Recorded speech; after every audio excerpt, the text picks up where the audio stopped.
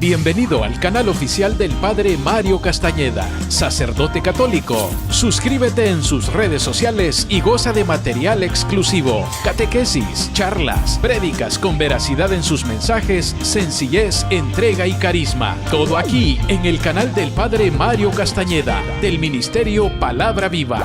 Hola amigos, hoy quiero creer que estás experimentando en tu vida victoria sobre cada una de tus luchas, que tienes la unción del Espíritu. Suscríbete en el canal de YouTube del Padre Mario Castañeda y toca la campanita para recibir notificaciones de nuevos materiales. Dale like y compartir y hagamos más extensa la evangelización. Es un nuevo año el que Dios nos regala. Miremos hacia atrás con comprensión y perdón, hacia adelante con fe y esperanza, y a nuestro alrededor con compasión y con amor. Hoy el Evangelio está tomado de San Juan en el capítulo 1 del 19 al 28. Y encontraremos en este pasaje bíblico un interrogatorio muy interesante al cual es sometido Juan el Bautista por parte de las autoridades judías, quienes envían a sacerdotes y levitas para que averigüen realmente quién es él y cuál es su propósito, cuáles son sus intenciones, cuáles son sus pretensiones. En este momento, cuando Juan es sometido a este interrogatorio, vale decir, su ministerio estaba teniendo un gran impacto, a tal punto que las autoridades judías estaban asombradas, sorprendidas y también asustadas, ¿no?, de las repercusiones que pudiera tener entre ellos, pues, el impacto de Juan el Bautista, la fama que este hombre estaba teniendo. Así que por eso envían sacerdotes y levitas. Podemos decir que eran miembros del grupo de los saduceos, que eran más liberales que los fariseos. Y van donde Juan, vuelvo y repito, para averiguar quién es él y cuáles son sus pretensiones. Pero Juan aprovecha ese momento, esa ocasión, para dar testimonio de Jesús. En otras palabras, Juan dice, olvídense de mí y más bien miren hacia aquel al cual yo he venido para preparar el camino, para que ustedes se acerquen a Él, para que ustedes lo conozcan y lo reconozcan. Olvídense de mí, porque yo solo soy una voz. Él es la palabra que deben escuchar. Prestemos atención a este hermoso evangelio. Este es el testimonio de Juan. Cuando las autoridades judías enviaron desde Jerusalén sacerdotes y levitas a preguntarle a Juan quién era él, y él confesó claramente, yo no soy el Mesías. Le volvieron a preguntar, ¿quién eres pues? El profeta Elías. Juan dijo, no lo soy. Ellos insistieron, entonces, ¿eres el profeta que ha de venir? Contestó, no. Le dijeron, ¿quién eres pues? Tenemos que llevar una respuesta a los que nos enviaron. ¿Qué nos puedes decir de ti mismo? Juan les contestó, yo solo soy una voz que grita en el desierto, abran un camino derecho para el Señor, tal como dijo el profeta Isaías. Los que fueron enviados por los fariseos a hablar con Juan le preguntaron, pues si no eres el Mesías, ni Elías, ni el profeta, ¿por qué bautizas? Juan les contestó, yo bautizo con agua, pero entre ustedes hay uno que no conocen y que viene después de mí. Yo ni siquiera merezco desatarle la correa de sus sandalias. Todo esto sucedió en el lugar llamado Betania, al otro lado del río Jordán, donde Juan estaba bautizando. Esto es lo más llamativo y significativo para mí acerca de Juan el Bautista. Él aprovecha toda ocasión como una oportunidad para dar testimonio de Jesús. A Juan no le interesaba que las miradas estuvieran puestas en él. A Juan lo único que le interesaba era mostrar a Jesús, señalar a Jesús, introducir a Jesús. Por eso, un día después, cuando ve que Jesús viene hacia él, Juan va a decir, ese es el Cordero de Dios que quita el pecado del mundo. Porque Juan tenía muy claro el propósito, la misión para la cual él había venido al mundo. Él era el precursor, él venía para dar testimonio de la luz. Él no era la luz, él simplemente vino a dar testimonio de la luz. Juan conocía muy bien su rol, su papel dentro del plan de salvación, dentro de lo que Dios había designado para él. Él lo tenía muy claro. Él no era el Mesías. ¿Por qué Juan hace esta afirmación? Muy sencillo. Juan hace esta afirmación porque en ese momento muchos incluso estaban creyendo que Juan era el Mesías. A tal punto, el ministerio de Juan tenía tanto alcance y tanta repercusión que muchos creyeron que él era el Mesías que tenía que venir. Y Juan aclara de una manera tajante: yo no soy el Mesías. Como también declara y afirma que él no es Elías. Recordemos que Elías no murió, sino que fue llevado al cielo vivo en un torbellino. Y la forma como Juan vestía les hacía creer que era Elías.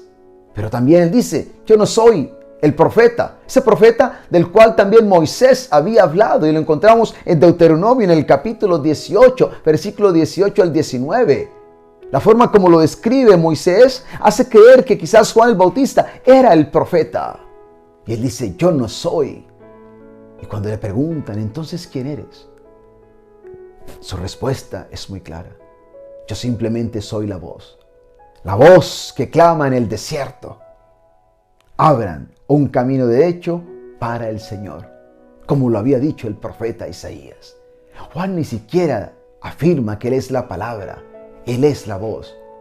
Es que la palabra era otro, el verbo era otro, Jesús el Mesías. Él simplemente era la voz.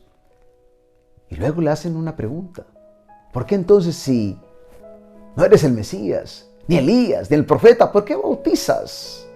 Su respuesta de igual forma es muy clara. Es que el bautismo de Juan era un bautismo de agua. Era un bautismo de preparación. Era un bautismo de arrepentimiento. Pero luego llegará Jesús, que bautizará con Espíritu Santo y con fuego. En otras palabras, el bautismo de Juan era una preparación para que la gente luego recibiera el bautismo, por supuesto, de Jesús. Ese bautismo de Espíritu Santo, como también de fuego. No olvidemos que hay un momento en las Escrituras cuando Pablo está en Éfeso y se encuentra con unos discípulos de Juan el Bautista, que ciertamente habían sido bautizados, mas no habían recibido el Espíritu Santo. Y a estas personas se les evangeliza, se les predica acerca del Señor y son bautizados y reciben el Espíritu Santo ciertamente. Qué interesante es esto. Reciben el Espíritu Santo porque hasta ese entonces no habían recibido Espíritu Santo. Pero Juan aprovecha para decir algo que a mí me llama mucho la atención. Entre ustedes hay uno que ustedes no conocen y que viene después de mí, que no conocen. Ciertamente Jesús estaba en medio de ellos y no lo conocían. Estaba entre ellos y no lo conocían. Juan sí lo conocía. Y Juan sabía quién era Jesús. Juan sabía que Jesús era el Mesías, que Él era el Cordero de Dios que quita el pecado del mundo. Y porque Él conocía a Jesús, conocía también quién era Él. Él era la voz que clamaba en el desierto. Todos tenemos deseos de ser conocidos y también de conocer a otros. Conocer a Dios es nuestro mayor privilegio y ser conocidos por Él es nuestro mayor placer. Qué importante en la vida es conocer a Dios. Estamos comenzando un nuevo año y entre todos los buenos propósitos que seguramente tenemos para este comienzo de año, hay algo que yo creo que pudiéramos agregar, y es dedicarnos este año a conocer más al Señor. Conocer al Señor es algo fundamental. Dice la palabra de Dios en Juan, en el capítulo 17, versículo 3. Dice Jesús: y la vida eterna consiste en que te conozcan a ti, el único Dios verdadero, y a Jesucristo a quien tú enviaste. En eso consiste la vida eterna, en que te conozcan a ti, Dios verdadero, y al que tú enviaste. Pero ¿qué es conocer a Dios? ¿Qué es conocer al Señor? Esto no tiene nada que ver con un conocimiento intelectual. Hay una gran diferencia, de hecho, entre saber y conocer. El saber tiene que ver más con el intelecto, el conocer más con la parte relacional. Podemos saber muchas cosas acerca de Dios, pero eso no significa que lo conocemos. Conocerlo a Él es tener fe en Él, es creer en Él, es seguirle a Él para llegar a ser como Él y por supuesto servirle a Él. Este es un caminar con el Señor, es una vida de comunión con Él.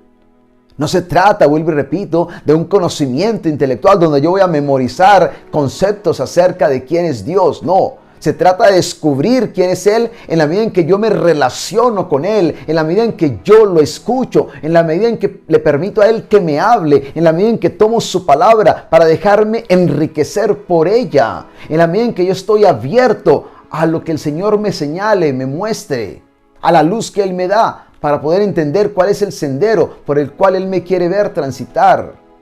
Qué importante en la vida es aprender a conocer al Señor. Que ese sea un gran propósito para ti y para mí en este año. Poder relacionarnos de una manera más cercana al Señor. Poder tener un encuentro más personal, más profundo con el Señor.